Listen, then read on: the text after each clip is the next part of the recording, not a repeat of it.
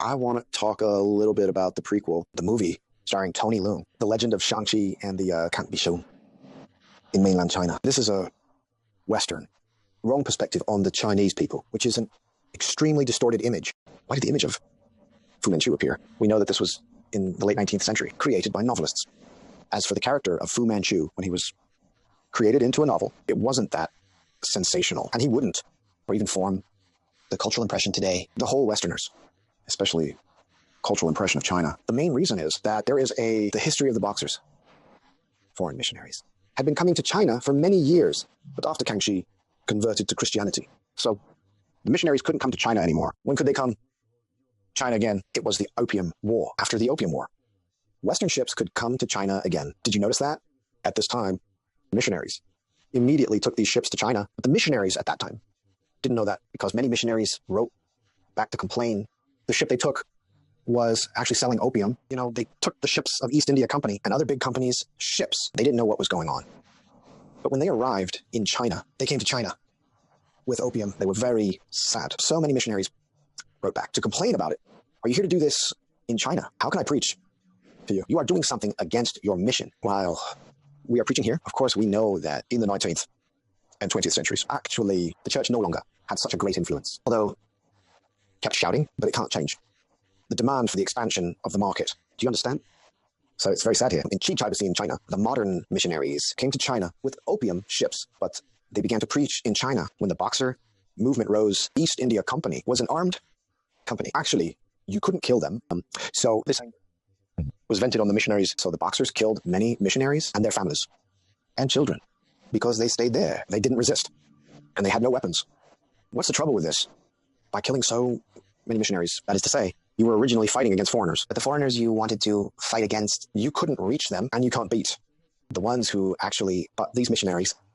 So this incident caused a huge shock in the West. In the field of ideology, caused a huge shock, because it wasn't just one or two families. 231 Western missionaries were killed in the Boxer movement, including 53 children and 87 women. After this incident, there was a general sentiment that Jean Jacques and scared and terrifying.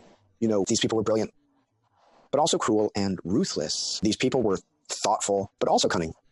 They were already in such a huge shadow. You should know Western mainstream culture. What do they think of missionaries? Hundreds of missionaries' families, their wives and children were killed. It will be a big shock.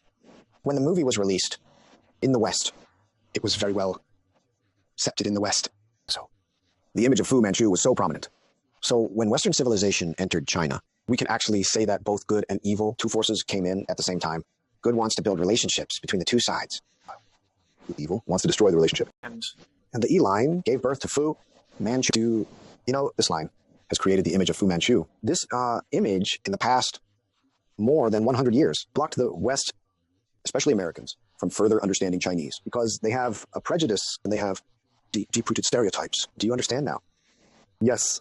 Because of the existence of the character Fu Manchu. So it leads to the series of SAIC cannot be supplied in the mainland. And in my personal opinion, the reaction can be even stronger. Not only oppose supply in the mainland, but also the entire supply of such movies, such kind of movies, but the entire supply should be opposed because it actually does destructive work. On the surface, I use so many Chinese elements, right? The whole film is full of Chinese elements, and there are also good and evil. Good is also on the Chinese side. They're all wrong because what SAIC expresses, Chinese values, is to introduce China to the West for understanding instead.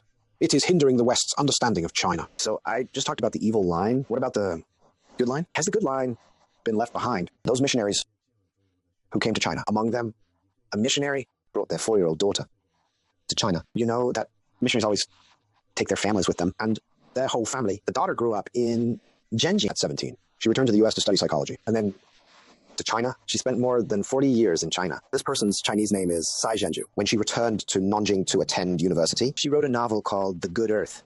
The novel was later adapted into a film. The film was produced by Metro-Goldwyn-Mayer. The film is based on Pearl S. Buck's novel and adapted it, about how Chinese farmer Wang Long and his wife Alan, how they fought against poverty, to fight against poverty and natural disasters, from extreme poverty to wealth, and created a family with 4 generations The film was released in 1937 and won several Oscars. In 1938, Pearl S. Buck won the Nobel Peace Prize, which was much more influential than the film of Fu Manchu. So this is a good outcome of the film. That movie depicts the life of ordinary Chinese peasants and some of excellent qualities. Speaking of this, do you all understand that? At least before 1977, that is in the minds of our older generation, in the minds of Americans, Chinese people had two images. One is the image of Fu Manchu. One image, and the other is the image of Wang Long and his wife. One impression came from the fictional work of a British writer. The other impression came from Pearl S. Buck's personal life in China.